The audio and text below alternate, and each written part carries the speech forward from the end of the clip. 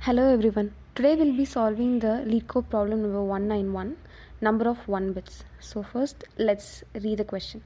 Given a positive integer n, write a function that returns the number of set bits in its binary representation, also known as Hamming weight. So what they're asking is they'll be giving you a positive integer n and you have to return the count, how many number of set bits are there. So we'll see the example also. So you have given input n equals 11 and then output is 3. So n equals 11 is a decimal number, so in its binary representation it will be called 1011. So there are 1 2 3 ones, so the set bits count is 3. So also there is n equals 128. So 128 is a decimal number, so it is represented as 100000. So number of set bits is 1. So before moving to the problem, you should have an understanding of number systems and bitwise operators. So we'll look into that first. Number systems. There are 4 types of number systems: decimal, base 10, binary, base 2, octal, base 8, and hexadecimal, base 16. So I'll be explaining only decimal and binary. The rest I hope you guys go and check it out. So decimal number system or base 10 number systems is how we humans understand numbers, like how we usually do it: 1 2 3 4 5 etc. So binary is base 2 number system is how your computer is going to understand any data you give it. It's either 0 or 1, high or low. Your computer will understand only zeros and ones. Decimal number system, it's a base 10 number system. Okay, here I have a number 165.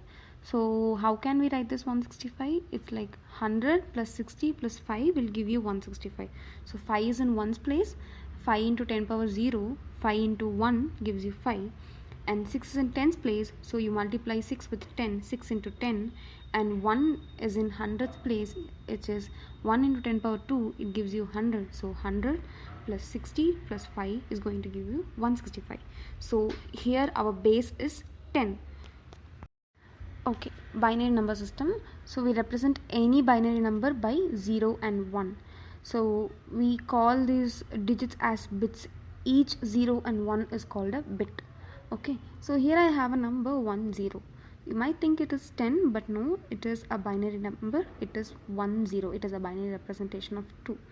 So how it is 2? We'll apply the same logic we applied for the decimal number systems. Okay, the bit 0 is in 0th position, the bit 1 is in 1st position. So what we're going to do, 0 into 2 power 0 gives you 0, and 1 into 2 power 1 gives you 2. So 2 plus 0 gives you 2. So this is how your system is going to understand 10 as 2, not as 10. Okay, here we have another binary number 110010. So the rightmost bit is called LSB and the leftmost bit is called MSB. So 110010. We'll apply the same logic here. So the LSB, the rightmost bit 0, 0 into 2 power 0, and you have a bit in first position 1 into 2 power 1, bit in second position 0 into 2 power 2, bit in third position 0 into 2 power 3, bit in fourth position 1 into 2 power 4, and bit in fifth position 1 into 2 power 5. So this gives you 0, 2, 0, 0, 16 and 32, and gives you 50. So the decimal number 50 will be represented as 110010.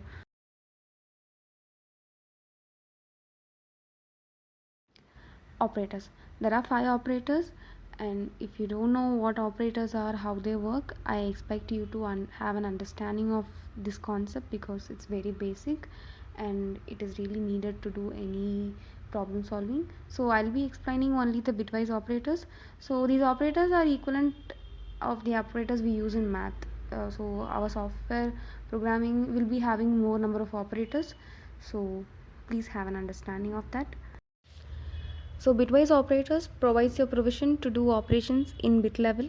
So here I will be explaining bitwise OR, bitwise AND, bitwise XOR, left shift and right shift. So here I have a table. So X and Y values, I have bits in X and bits in Y.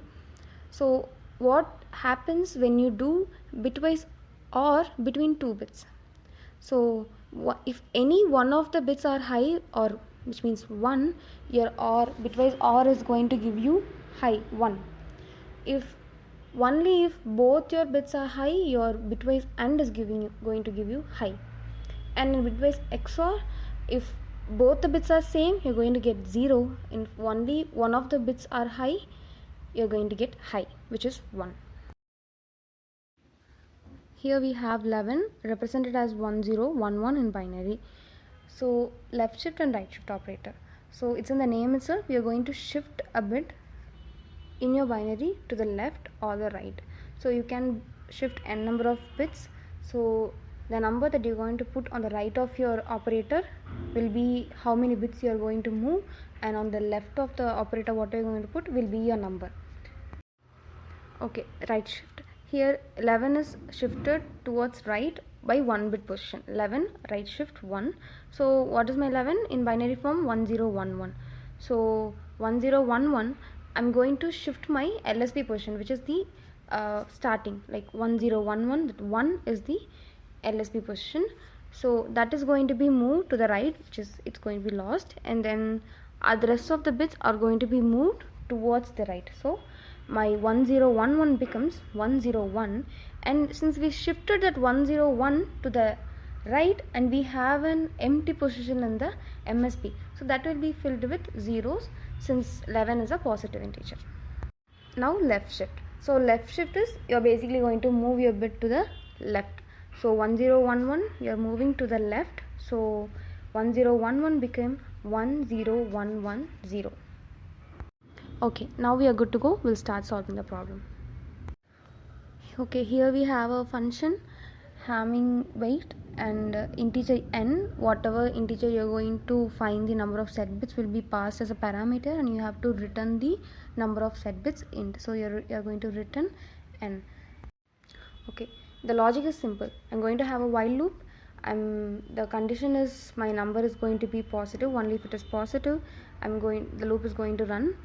So while that number, and I'm going to take the LSB. I'm going to check if the LSB of that number is set or not, is 1 or not, by doing bitwise AND with number 1, which is 0001.